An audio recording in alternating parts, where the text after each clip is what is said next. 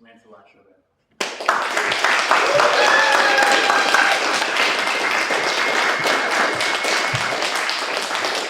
Hey friends! Everyone say hi, Mom! Say hi, Mom! Hi, Mom! Thank you for being part of my long-come Mother's Day present. Great, you can all go home now. That's right. Wilson Ramus, 1941. Buck ass naked. In hot hand-boiled bathtub suds, playing with his tin New York dairy truck and some Spur Cola bottles, he heard old Rooney's brakes set to squelching. "Oh, shit!" he said. He was 6 years old. "Oh, shitty shit." They didn't have no school buses back then, you see, just one-room schoolhouses dotting the countryside like peppercorns tossed sparingly over a pot of boiled taters. And if you weren't going to walk 5 miles to school one way, you better get your ass in line for Rooney's old flatbed truck when it rolled up to your street corner when the brakes squelched out loud. Well, Remy jumped up quick as a cat scared by a cucumber. And he ran out without drying himself. "Rooney!" Mama Midge cried after, but it was no use. It started to go, and all the classmates and Elizabeth too stared at him with suds all down his naked body as he sprinted across that hot dirt, and it picked up on the feet until the soles went black, and it caught the truck just barely and plopped buck-ass naked on the back with the rest of them. The other kids stared. One snorted. Remy slammed on the brakes with a fresh squelch and craned his head out the window. "The hell, Remy?" "The hell, old man Rooney?" "Don't you the hell me, boy. You're naked." Well, the kids giggled then, especially Elizabeth. Well, Remy blushed a bit. He was naked, but not quite ashamed, not yet. Not quite. So you can't go to Sunday school naked. Remy? "You can't go to school without me." "Oh, Rooney?" "Well, you're naked, though." "Well, so what? Skin and mine ain't the same." "Don't you get smart with me now, don't you start." "Honest, old man Rooney, I'd rather go to school naked than come home covered but dumb." Rooney shook his head. "Go put on your breeches, I'll wait." Well, Rooney scooted off the back of that pickup. He got about 5 feet before he heard the kids pointing and laughing. He looked down. Some limestone dust in the back of that flatbed had stuck to his butt. And now he had a white ass to offset the black soles, full moon white, hooves of black like a white-tailed buck. But they got him to class, they did, him and the others. He sat down and he tried his best to wink at Beth. He winked and winked at Beth, fidgeted in his chair, the limestone working his butt cheeks like sandpaper.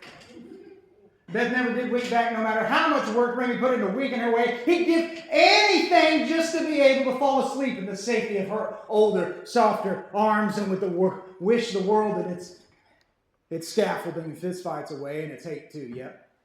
She didn't seem fond of the idea, the winking and the kissing and the holding, or really even the noticing him, really. Busy as she was with her maths. Maybe she'd seen enough of him for the day, all things considered. Remy had been in the 2nd grade at the time and learning from Miss Witt in the one-room school. Miss Witt said, "Well, it looks like we've got 6 students and 4 oil people today." Children and parents not employed at Texaco laughed, pointed at the rest, and the children of oil parents blushed. And that included Beth. Wilson Ramus, 1948. Granddad Patrick was a mean, old, ornery old cuss.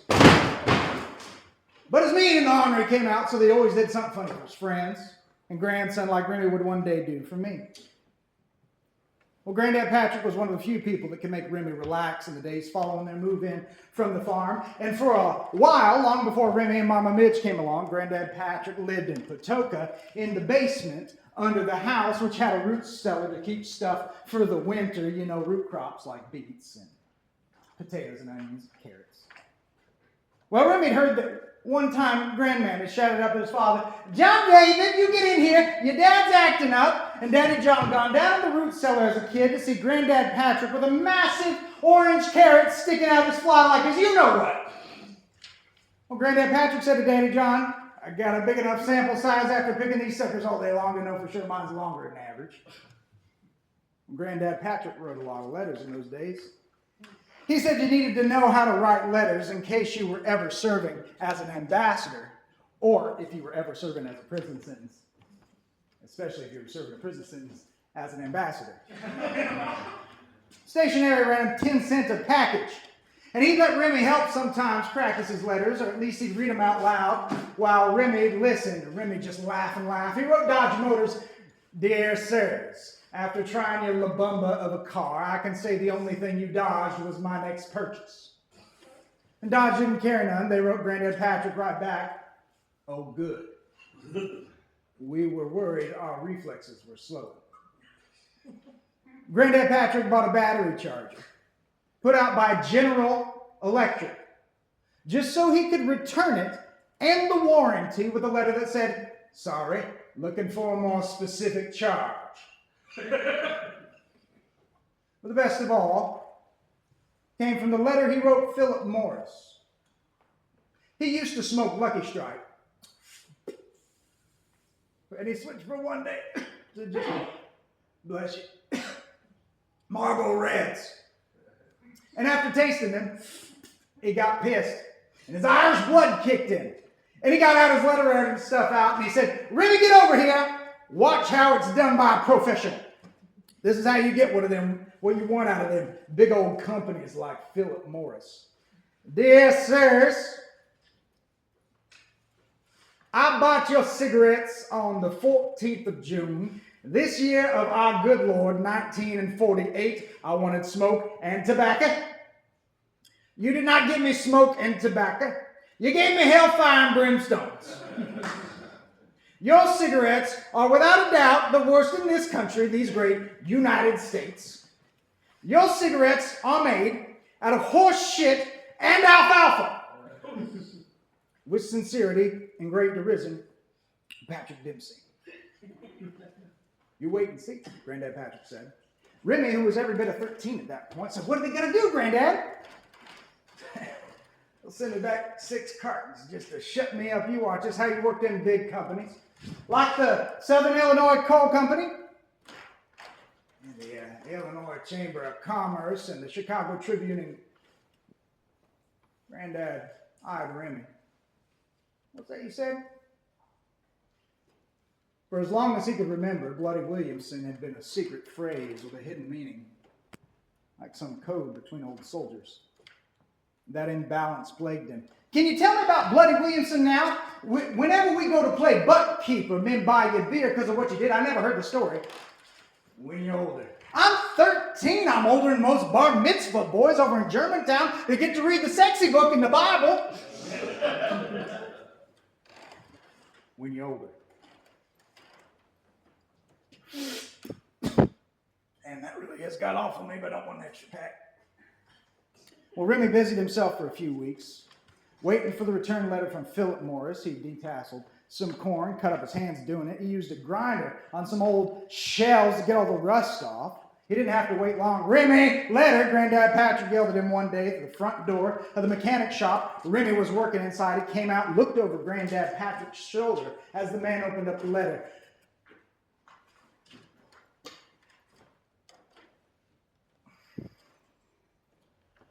"Dear Mr. Dempsey, you tried a cigarette we have made and accused us of filling it with horse shit and alfalfa. We naturally resent this. There's not a damn bit of alfalfa in it. Sincerely, Philip Morris." It's a true story. They both cackled so loud the mechanic kicked Remy out for the day, so they spent the rest of the day at Granddad Patrick's rolling horseshit cigarettes and putting them in a Philip Morris cigarette box just in case they ever needed one. "You keep this in the humidor I gave you. Just keep them, they'll keep."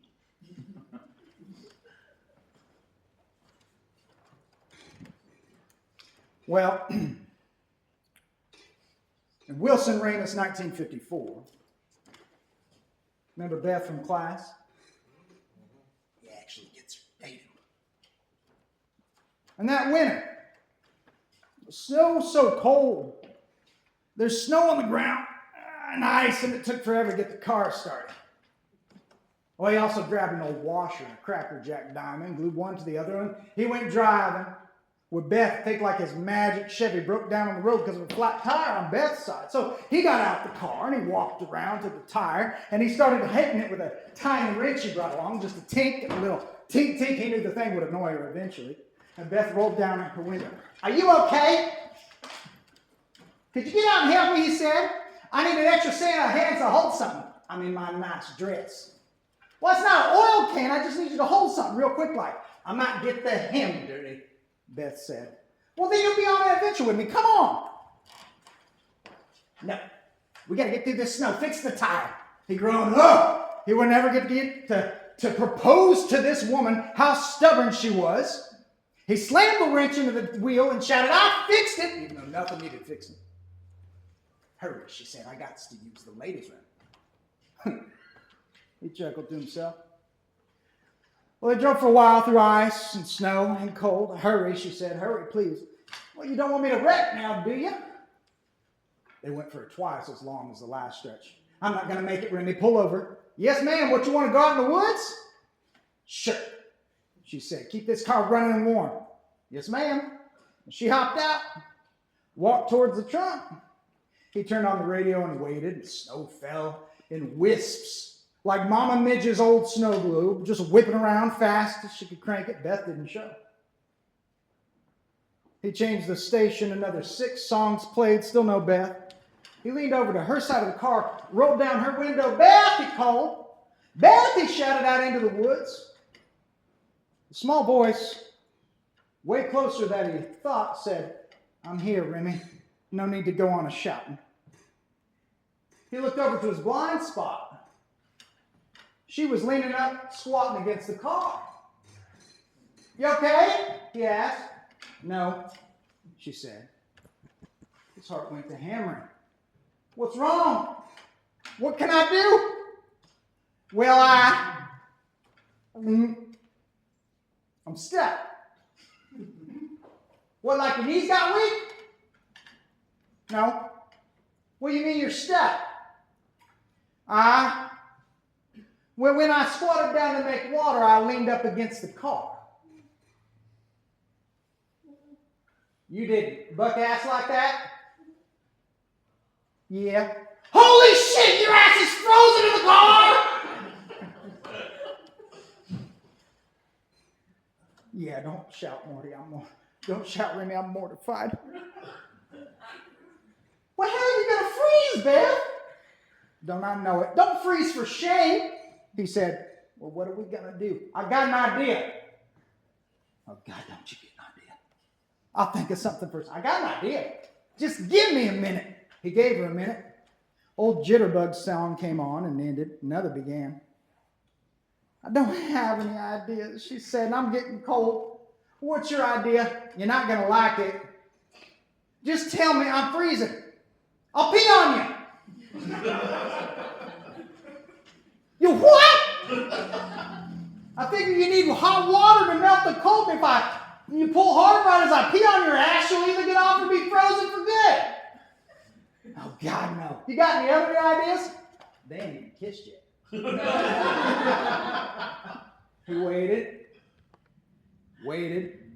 waited till a Johnny Cash song came on, Ring of Fire. No ideas. "Okay, I'm coming," she said. "Wait," she said. "All right," he said. "Promise you won't look at my bum, but just at the car metal above it. As long as you turn your head, don't look at me while I'm going." "Oh, good God Almighty, would I ever start dating you? Because I can get you unstuck," he said. And he grunted and exited the car. He walked right up to her and forced himself very hard not to laugh. She looked like someone caught shitting in the seat of a carnival ride. "Don't you look now," he said. "You neither." He looked in her eyes. "Okay. Turn your head. You're going to have to Lean hard as you can towards the snow ditch. Okay, she said. She pulled, turned away. He looked straight at the place above where her butt touched the sheet metal of the car, unzipped himself, started peeing, and shouted, "Pull hard!" Cracks sounded as the ice gave, and she fell face first into the snow. He looked at her, but turned his head ashamed. She shot up, pulled up her drawers, let down her dress, staring at him. Remy, he looked down, pulled up his pants. "You said you wouldn't look!" "Oh, don't tell me you didn't sneak a peek while I was there. That's beside the point," he said. And he walked right up to her, and he got down on one knee in the yellow snow. And he pulled out the Cracker Jack ring and said, "Will you marry me?" She punched him. Hard. Twice. 3 times. She kicked him in the knee. "God, lady, I just saved you from certain death. I could have saved myself." She kicked him again while I was down. "Fine," he said. He started to get up, and then she said, "Yes." "Yes what?" "Yes, you could have." "Yes, I'll marry you." "Well, good Lord, I thought that's a no. Why'd you punch and kick me?" "Because my birthday's in 3 weeks, and you're supposed to do it then, not while peeing on me to get me the ice."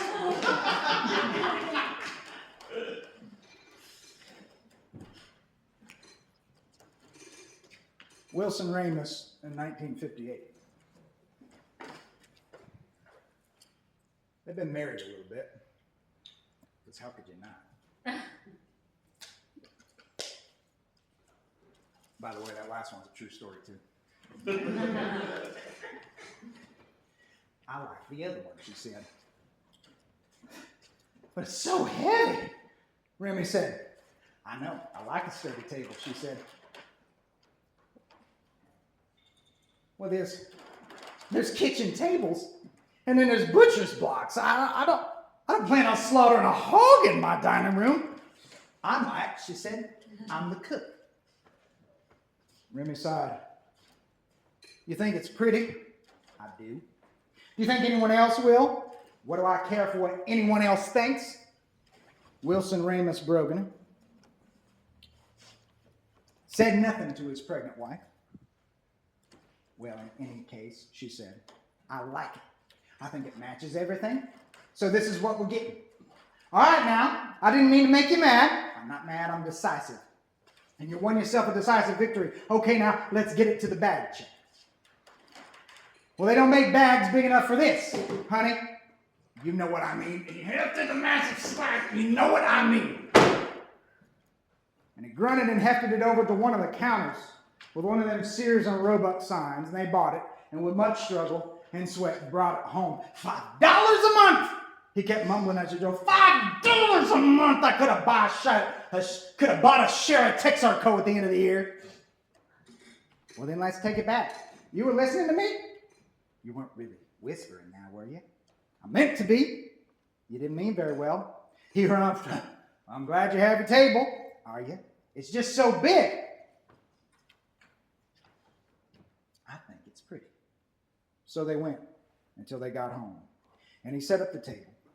And it filled that room as does a king's table in the great hall, except this was no castle, not quite yet, but once he saw it in place, he was pleased enough with it. "You're smiling," she said. "It's a pretty table set up like that." "That's why I made you buy it." "Well, I just did a good job setting it up."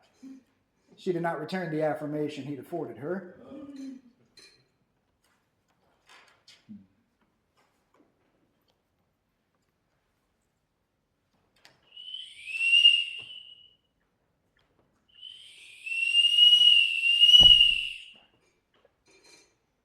2 weeks later, the baddest tornado any of them could remember hit. It snapped 100-year-old trees in two.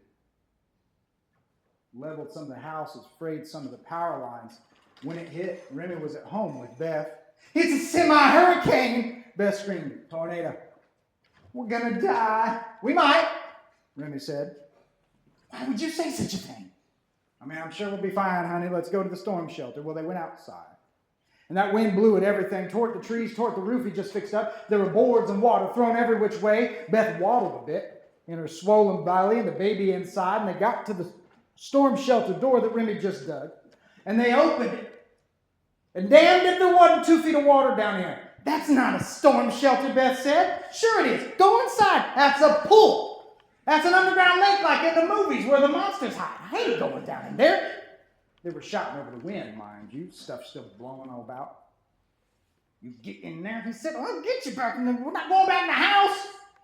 I know how it's made. You do whatever you want, she said, but me and the baby are going inside. He watched her go, holding that sheet metal door like it was, and then he groaned and let it slam. Barely heard it over the train rumbling in the sky.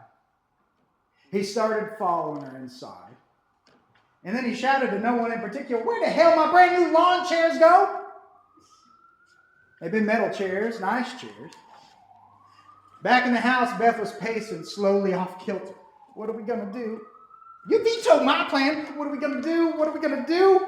The house had been built just on concrete blocks, so the wind got under there like 2 boys would get under a box, you know? And it lifted the whole house up just about 6 inches. Slammed it back down again. Beth screamed, ah! Ribby for once had nothing to say. What do we do? She was begging now. The house was lifted higher. And it slammed down on those concrete blocks again. Some plaster fell down. The ceiling in the other room. The table. Remy went into action. You get under there. It's new, but it's the strongest thing we got. She got under there, moving like a station wagon with 2 mid-sized wheels, like a wheel and a 10-pound weight on one wall. And then she sat still. And some plaster fell off the ceiling. And onto that $5 a month Sears and Roebuck kitchen table. Remy didn't want to duck under anything but one of the open door frames, leaning against it like some cowboy watching his horse from the porch. $5 a month. A decent insurance policy, I guess. I don't know. More plaster fell. The house bounced once, twice more. And then the wind died down. And the sound, like what you'd expect, Chicken Little been right. And the sky really did fall. Something like the crashing of the Tower of Babel. Something like the fall of Troy. Or the breaching of Atlantis' levee. Finally all went calm. The hell was that? Remy said. Oh, Remy, do you have to cuss? I only cussed it. Cursed danger. Whatever just happened wasn't no blessing. Is that why you've been cursing at me?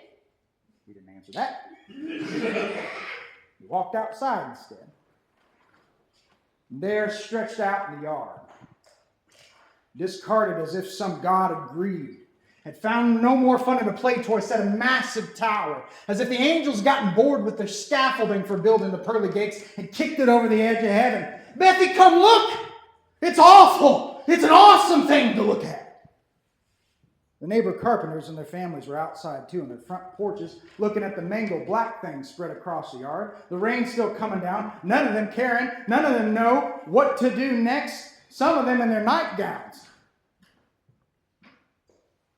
Or maybe his neighbor Joe been weathering the storm with a bit of marital duty. Well, Beth came out, she looked at Remy, and they all looked at one another and stared at the massive steel oil derrick. As long as the water tower is tall. His father had told him about oil derricks, how they drilled with the big old drilled with the big old bits, and about the saltwater tank in the top. He looked at the top. It had cracked on impact, and the great saltwater tower was bleeding out all over their yards.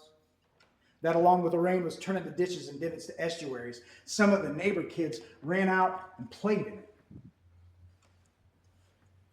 But all Remy could think about was that salt. All that salt. Right on top of their wells. He stared at it. The eye of the tower, well, it might as well have been where the poison came out. Beth cried out behind him. Ah! He turned and found her clutching her belly and leaking some water of her own. The cramps of early labor scared into her from the crashing and banging about. He swore. Don't swear, she said, it's a blessing. Not in the rain and the wet. She screamed. How she cried out from the pain. And the neighbor ladies came, and Beth went inside with him. Remy fretted and occupied himself with the boys. They went over to the tower. They tried to stop the bleeding. The crack wide and rimmed with white. The water just kept on coming out. Some of the younger men actually tried to put their hands on the thing, which is about like trying to stop Niagara with your shoulder or some stupidity. They were working over in Joe's yard. Found Remy's white metal table and chairs. New chairs, said Joe. Like hell. Oh, come on, Remy. Finders keepers. Those are nice lawn chairs. Well, in that case, Remy said, I found this house sitting out after the storm. I was only joking. Jump these in my yard. And they never got the hole plugged. Not with wood. Not with clay or plaster. Or the pig carcass. One of the boys had tried. Where he got it, nobody knew, because some things just work. After several hours of this, the women came back out. They told him he had a son. He ran in to find Beth there, tired, smiling in the middle of more blood than was comfortable. It reminded him of a full bottle of ketchup he'd once seen. Accidentally shattered as he flirted with some girl at a diner as a teenager. He named him Tobias. Toby. 3 weeks later, Toby died of pneumonia.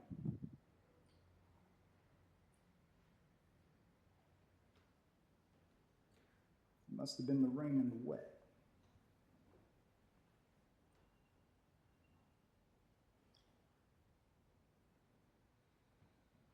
That was the year the Army Corps of Engineers started damming the Kaskaskia River to make Carlisle Lake. Through eminent domain, the government bought out house after house of the townships in the river valley.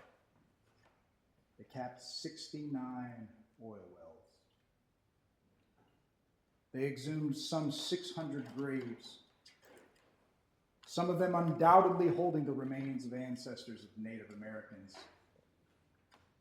as well as the remains of babies. Wilson Ramus, 1959. Would have been nice if that boy had fixed it with a pig carcass. And then Remy wouldn't have had to walk into that guy's office. It was one of those cheap standing buildings men like that had erected out in the middle of a big project rather than a fancy office building. His fancy office building was back at Texarko's HQ. This was his war tent for the battlefield. It'd be left behind like the bones of some fallen foe. Had one of those chest-high receiving counters made of speckled white particle board and a faux wood panel, just to give it a touch of class. Morning, James, Remy said. He decided not to call him Jim. Good morning, Remy. How's your father? Working the fields for all I know. Jim didn't bother to look at Remy. Just smoked his corncob pipe. He had probably 40 corncob pipes. One for every pipe tobacco he smoked. Like they were hewn and whittled by Sacagawea herself. Even though they were nothing but smelly old corncob pipes. Remy said, James. James snapped awake and looked at Wilson Ramus Broganer. That oil derrick landed in my yard. Do not tell me it's still there. James said, I told those. No. He thought about lying about it. But the good Lord said, don't you lie to him, Remy, or you'll be as bad as him. So Remy didn't say anything more than, no, the derrick's gone. Oh, good. Well, what's the problem? There was a hole busted into it in the storm. As it's our property, you need not be worrying about any damage done to the derrick. Well, that's sweet of you, Jim Johnstone. You realize that derrick leaked the oil salt water all over our lands? You lived off the pond? No. You lived off the fish in it? Course not. What's the problem? I hate fishing anyway. You like fishing. Once in a while, not all that often, where there's something we can hate together from the comfort of our chairs. Have a smoke with me, Remy. James, I don't care about fish and lakes, though I suppose I should. I care right now about the truth of the matter, which is this: your oil derrick, ruined and contaminated and adulterated and befouled our water supply. And he smiled. He's proud of the words. James was still nodding. Well, I don't know what to tell you, Remy. I'm sorry for your loss, I guess. Jim, I want you to pay to put in another well at my house. Now, Remy, that's just crazy. That's just crazy asking us to pay for the aftermath of an act of God. The good Lord didn't have nothing to do with the loss of my son. He didn't have anything to do with the building a black tower so it could stick out this rod to rape the earth. Now, Remy, that's not a very nice way to talk to the company that gives your daddy a pension, gives you a chance to build houses for the people who keep flocking to Southern Illinois. It's pronounced Illinois. Well, however it's sounded out, is that a nice way to talk to your employee? Maybe it is, maybe it ain't. I think a little bit of gratitude in order. All right, then, thank you for giving me, in a roundabout way, a chance to work a year's worth of income, but I just bought a house from you that's several years' worth of income, and without a well, that means you took more than you gave. James didn't like that. Terry, his secretary, perked up. Call Brooks and throw this man out. I am not paying to dig him a well. I'll show myself out, Remy said, and he did.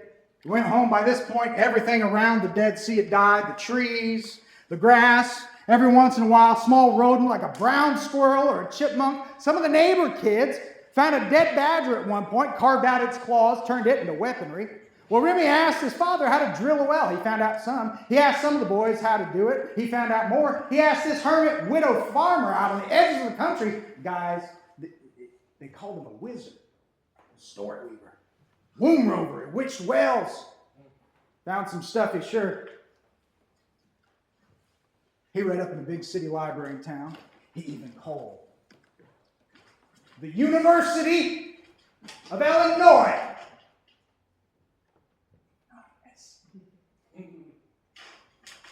They sent him some papers on how to lay up bricks, keep groundwater from spilling over, how to make a concrete lid for it, how to protect his water asset, their term. He did it all. He used every last bit of it.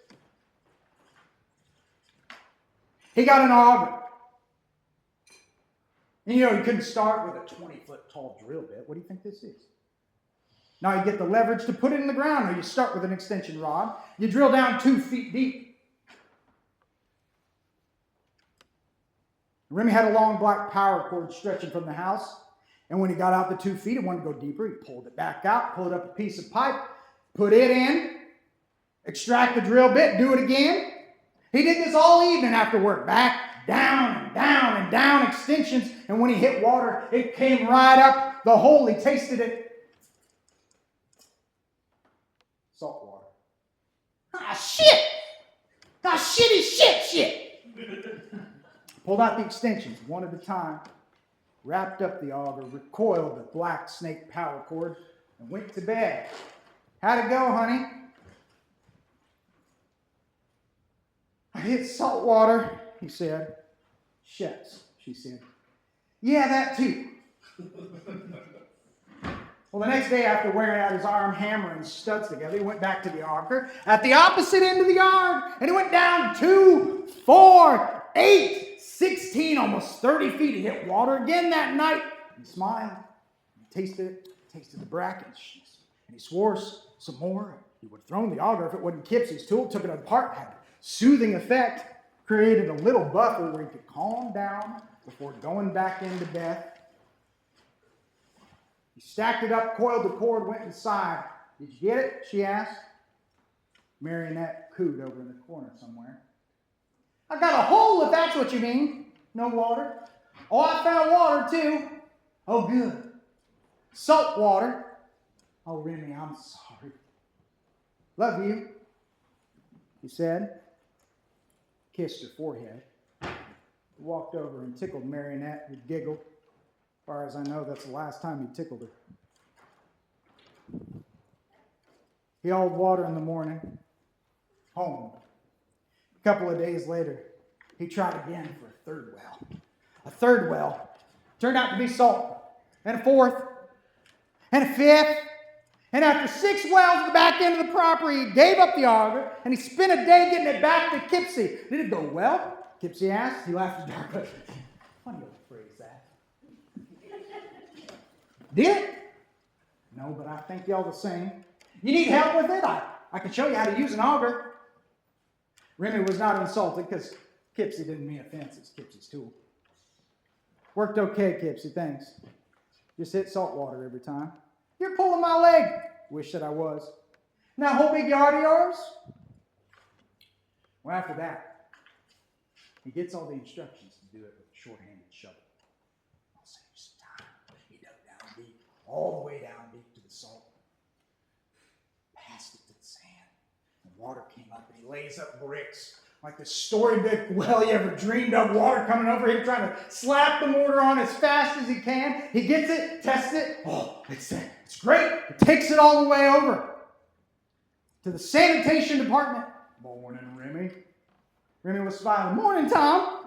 What you got for me? Another test? I do, Tom. I did it dug well this time. Built it up real nice. Well, that's good, Remy. Real good. I was worried about you. How's your daughter? Getting big, getting pretty. I'll be beating off the boys with a 4x4 soon enough. Good luck with that. Tom looked down at the test. Remy, that's got enough salt in it to float an egg. Horse shit and apple butter! Remy loaded what he had with the test back into his car, drove back to the oil fields. He smelled that smell of sewage and sulfur line filling the land, silt and sod. Good soil. It's really just shit. Good shit. He's had enough time to mellow out. Went up to the Texaco office. And he cleared that chest-high countertop. Jumped over the desk, too. And he had that lazy asshole Jim Johnstone up by the collar before the man could shout. Leave him alone, Remy. Don't be starting a fight, the good Lord said to him. I want a well, he said to the good Lord. Jim answered something stupid, but Remy wasn't talking to that stupid son of a bitch. He was talking to the good Lord. I will give you water, the good Lord said to him. Okay then, Remy said. Jim Johnstone thought Remy had said okay to him, agreeing to whatever pissed pants deal he had thought up in the moment. Remy went to town and filled out paperwork to start building a new house on Carlisle Lake, near Ward.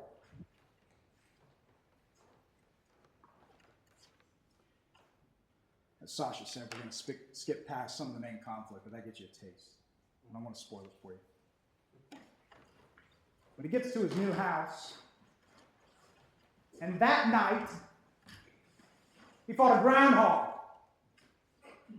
underneath the house. Now, technically, they had a full basement,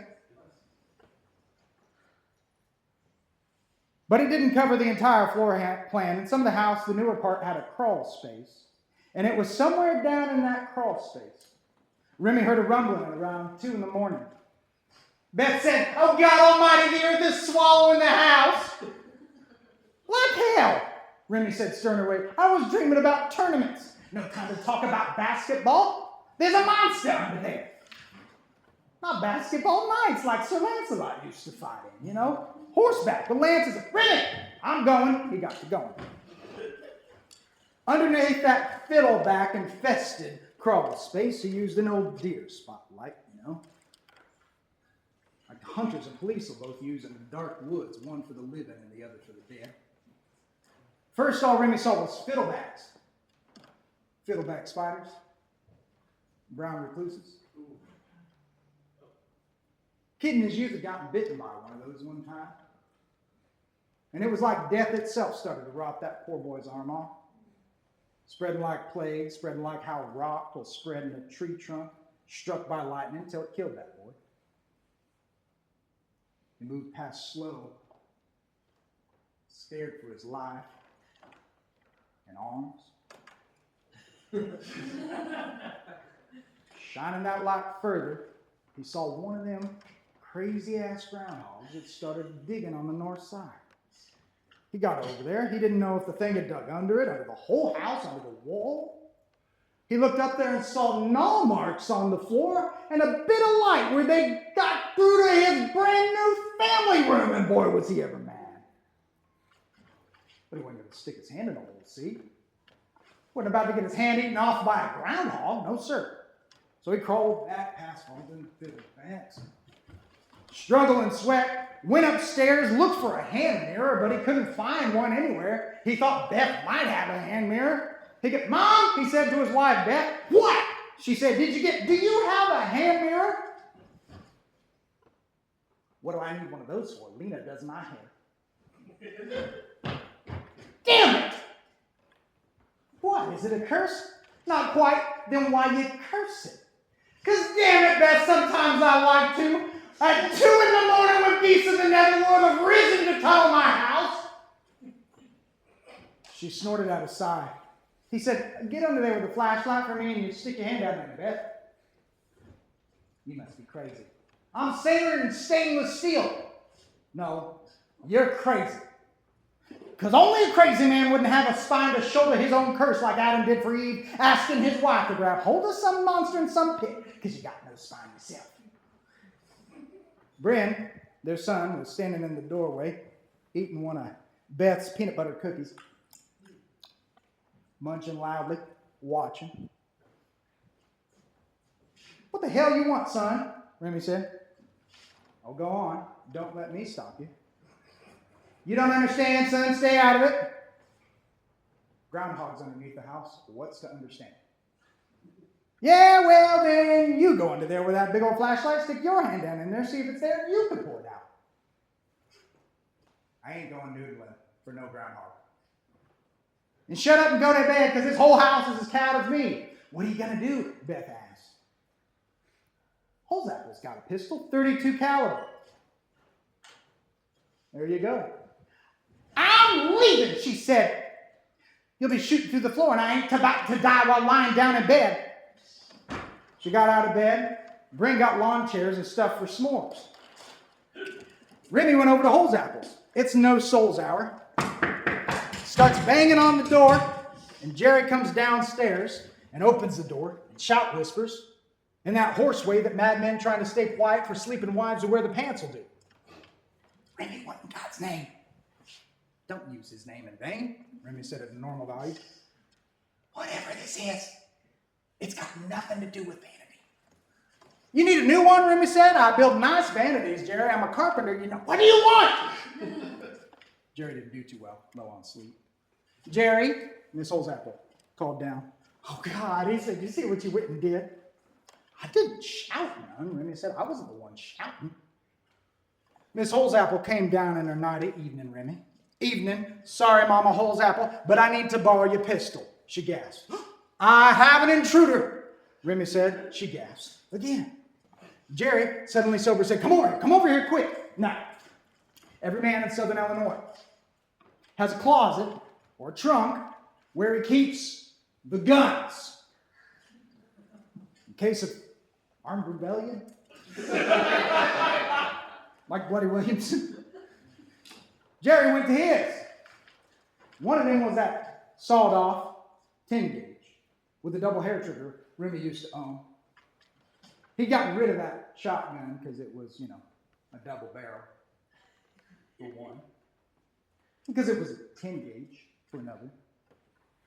And because it was sawed off for a third. And because for a fourth, when you combined all that with the loose and faulty hair trigger on the back, and you squeezed off the front trigger, the back trigger would pull off the shot as well.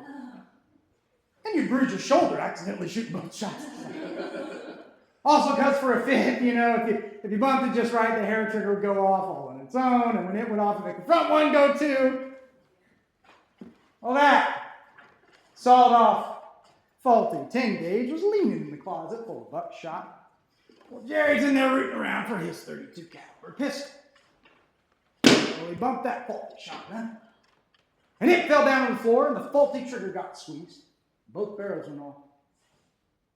When they went off, both boys jumped out like alley cats when they hear a wolf set the hoo! The shotgun blew a 3-foot wide hole clean through Jerry's outer wall. Luckily, there's an old elm tree not too far away, and it took most of the shot. But a couple of them little BBs went and shattered the big bay window next door at Jim Johnstone's house. Now his lights are on, and he's out in his yard cussing and swearing about hooligans breaking into his house. Remy loaded up the pistol.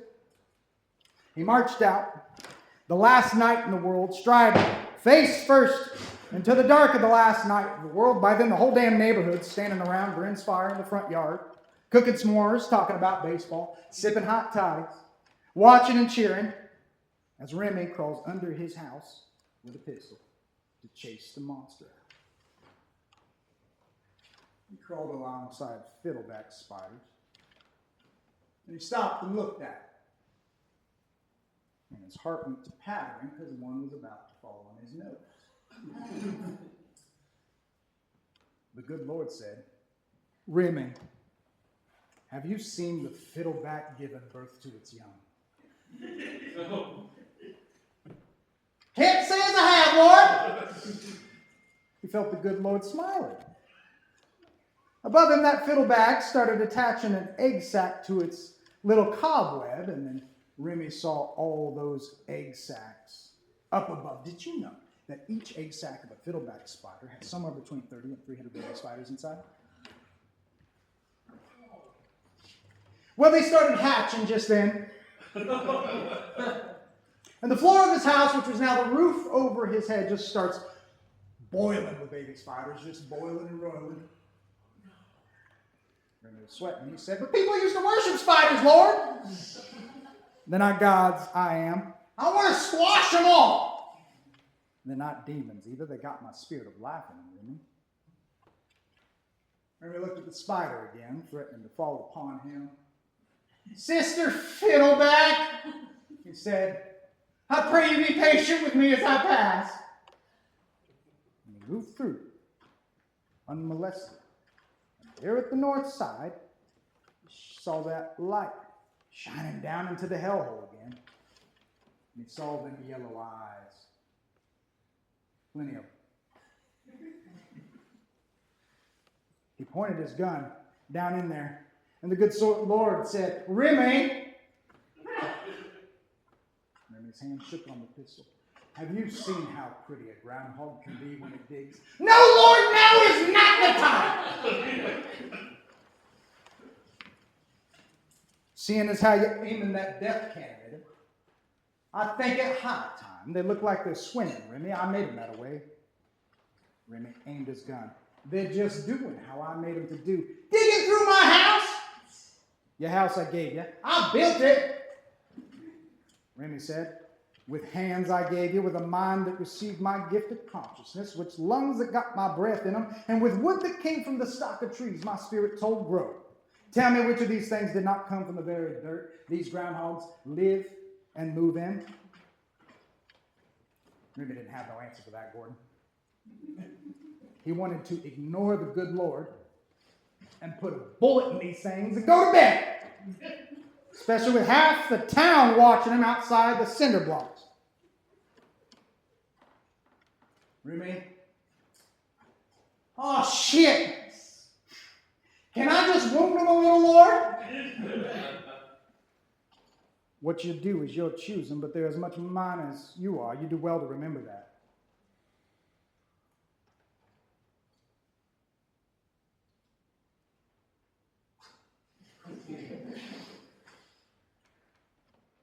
I'm going to wound him, Remy said. He pulled off a shot, and he missed all four. And his ears went ringing, and them crazy-ass groundhogs came out and they clawed at his face and his arms, scared out of their minds, and they went running all over that crawl space, and he started shooting at him left and right. My God, he was a horrible shot with a .32 caliber pistol. And he shot holes all through his family room floor, which had pictures and books and things up above, not least of which was the grandfather clock John gave them as a wedding present, carved from the benches of Young's Chapel, where they'd been married. Somehow, some way, Remy reloaded. And then he wounded two. And they ran off and never came back. He came out, as bloody and as beaten as the groundhogs. Oh my God, Beth said, let's fix you up. Well, the men cheered. The women covered their mouths. The children looked at his bloody face in horror. Remy was down for days. And then he had to get to work repairing Jerry's wall in Jim Johnstone's room. You know, here's what else I know. Sure, shooting skeet. There's this thing called resonant frequency. I hear everything's got it, you know. It's a thing that'll get a piano string to vibrating when you sing the right note. It's a thing that'll get a pot to make it sound when soapy water swishes in it just right. Everything has a pitch, you see. In the right mood, in the right place and shape. I bet you could even get a dry old turd to ring out some sad, beautiful song that would break your heart if you struck it just right. And you found that pitch deep inside of it that got it to tell you how lonely and unloved its life had been, how it had been the butt of every joke, how even the worst, most rotten, alpha-smelling piece of shit has a story that only the good Lord can tell. The folk of Southern Illinois have told off religious hypocrites and snobs and rich folk before, saying, don't you act like your shit don't stink. But still, rich folk and church ladies call places like Little Egypt the breeding ground of white trash. White trash children like Water Jim. They call them shit towns. They call them shitholes.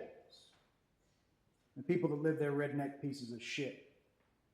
They make my family's lonely and unloved lives the butt of every joke while poking fun at the country songs that make you cry, call them naive and kitschy. But my pieces of shit sing beautiful songs of lonely laughter. My pieces of shit gave birth to me, and they taught me to sing. Without my pieces of shit, I never would have heard this story. Even if that one singing turd was all there was in the middle of just nothing as such, and it plopped and festered in there in the middle of the abyss, that turd would tell you everything there is to know about all there is and ever was. Yes, you could get a turd to sing out the music of the spheres. All that is earth has once been sky. It's true, you strike anything right, and it rings out the song of angels. The Brogiter clan, far as I can see, were those strikers. They'd hit everything just right and get it to smile or weep. They spoke the language of ambience and sang the music of the spheres. They get a murmuration of starlings, stop dancing and listen to their tales. They get a woman to give birth right on time with their work and wonder. They'd summon groundhogs from the pit of hell and call down scaffolding from the pearly gates. They match the resonant frequency of every stock and stone and loaf of bread and glass of wine. They were and are bellhammers. They strike at the deep places of the world. And each thing that stands up under that hammer fell. Well, didn't that one guy say once that each thing finds tongue to fling out broad its name? It takes a bellhammer to do it right. And a broganer's as good a hammer as any strike they pearly towers, common turds, or swing they blindly into the dark to break at all of our terrible secrets in hopes to shatter gold. Thanks for coming.